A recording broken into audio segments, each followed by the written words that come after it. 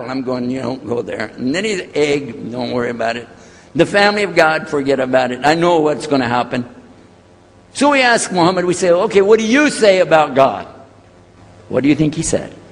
أعوذ بالله من الشيطان الرجيم بسم الله الرحمن الرحيم قل هو الله أحد الله الصمد لم يلد ولم يولد ولم يكن له كفوا أحد. And he explained it something like this. Say he is Allah, the unique, not like anything else. He's eternally sought after by his whole creation, but he doesn't need the creation. He's not the father of anything, he's not the son of anything, he's not like anything, and he is unique. Ahad. Boy, that's exactly what I already think, but I can't admit that. That sounds too easy. But plus in the Quran, Allah subhanahu wa ta'ala tells us to tell the Christians, don't say three. Here's a little point. I'm going to go out of the story for a minute to show you something. Nowhere in the Old Testament, the Torah, or the Zabur, the Psalms, or the Injil, which is the New Testament, nowhere in the Bible do you find the word Trinity. Not once. Not once is the word Trinity. But it's in the Quran. We have it in the Quran. It says, Thalath, tell them not to say Trinity. Oh! But they don't have it, and Allah said, don't say it. Guess what else? The word Bible is not in the Bible. Bible is from Greek, it means biblios or book. Book. But it's in the Quran many times. Is it? Kitab. Book. Ahl Kitab. People of the book. So we found in the Bible a shortage. They're talking about it, but the Quran is explaining it. I found actually in the Quran, I can explain the Bible much better because it gives me the things I didn't know how to explain. So then in my mind, look what I did. I started realizing what he was saying was true, but I never admitted it. Instead, I was taking this and mixing it. And when I would go give my next talk, I would say, so and so and so, and I would use what I learned from the Quran to explain what's in the Bible. Some of the people liked it, but some of them didn't. Because when I began to talk about salvation being based on what? And the Bible tells you in there, there's no Savior except God. It says it real clear. Jesus is not your Savior, God is. When I found that, I said, okay, let me try another way to explain that.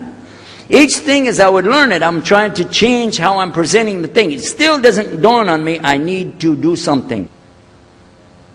But I could see for sure God is only one, and that, so I totally forget the Trinity thing. My dad never did believe it anyway, so he had no problem with it. Now we come to some new thing. The priest asks the Muslim, can I go to your church with you? The mosque. He said, sure, come on. Well, he went and they came back. So he took the priest aside, come here, come here. What do they do? What do they do in there? Tell us, what do they do? Do they like kill some animals or what do they do in there? He said, no, they just stand there like this and they pray and they leave. I said, what? They pray and leave? He said, yeah. Okay, what kind of music do they have? He said they didn't have any music. No music? How in the world are you going to worship God without music, man? So I asked him, Muhammad, you guys don't have any music? He said, no. Now I'm in the piano and organ business. I said, how many mosques are there in the world? He said, millions and millions and millions of them. And I said, none of them have a piano. He said, no. Any of them have an organ? He said, no. Oh man, I can get rich.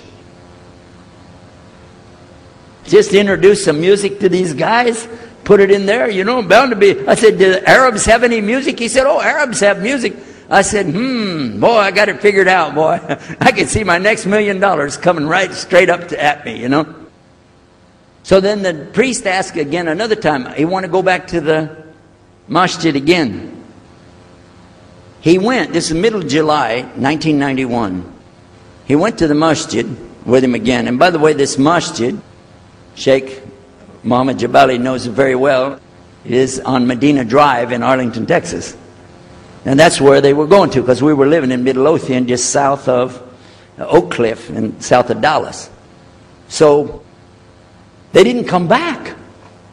All night we're waiting. What happened? Very late they came back. And when he came in, I looked. There's Muhammad. I recognize him. Who's the guy with him, though? He's wearing a white jalabiya, white dress like this. Has a white pillbox cap on his head. And I looked at him and I said, Pete. His name was Father Peter Jacobs, but we're not, Catholic, so I don't have to call him Father. I said, Pete, did you become a Muslim? He said, Ashhadu an la ilaha illallah, Ashhadu Muhammad Rasulullah. I said, oh my God. Now I used to have cameras like these cameras right here, because we had a television show called Estes Music Jamboree. So I got one of our cameras out, opened it up, set it all up on the tripod, and I was going to interview him and ask him, well, why you went to Islam? What happened? While I was talking to him, though, he fell asleep. So it was still in my mind, and I was thinking, what am I going to do? This is too amazing. Now here I'm preaching to the people, and I'm trying to change what I'm saying, and here's a priest, just became a Muslim. My father's saying it's a good deal, it sounds all right to him, and I don't know what to do. So I decided I'll make mashura. I talked to my wife. We have an apartment upstairs. We were in our apartment up there, and I'm telling her, oh, a priest became a Muslim today. What is that? And can you imagine what they were saying about the Quran and saying about this and so and so? All of a sudden she said, I want to get a divorce. Oh, whoa. It's not the subject, but what happened? She said, no, all this talking about religion and talking about Islam, and so I can see it. I said, oh, no. No problem here. No problem. I said, you thought no, I was just observing somebody else. No, I'm not interested. Trust me. I don't want to be with those Muslims. Last thing I want to do is be with a Muslim. No way. Just put your mind at ease. She said, I need a divorce. I said, where are we going with this again? What's the problem with that? What happened? She said, a Muslim can't be married to a Christian. I said, what? No, wait a minute. Hold on. I don't look at me. I'm telling you, I swear I don't want to be a Muslim. Okay? Okay? And even if I did, don't you remember what he said? A Muslim man could be married to a Christian woman. It's not a problem. But I'm not saying I won't do. I'm just saying it's not a problem. She said, that is the problem. A Muslim woman can't be married to a Christian man. I want to be a Muslim, so I need a divorce. I'll never forget, I was sitting right on the edge of the bed, just sitting there, and I almost fell over. I said, at last, I can tell the truth. I can say it. I didn't realize that she liked the idea. I was afraid. I said, okay, the good news is, I too want to be a Muslim. You know what she said? I don't believe you. I said, no, really. I was just saying that because, but for sure, just so you know, I want to be a Muslim. I've been thinking about it. I want to be a Muslim. We're both going to be Muslim. Alhamdulillah, it's going to be great. Right? You know what she said? I don't believe you because you're either lying right now or you were lying 5 minutes ago when you said you didn't want to be a Muslim. And either way, I don't want to be married to a liar. So get out.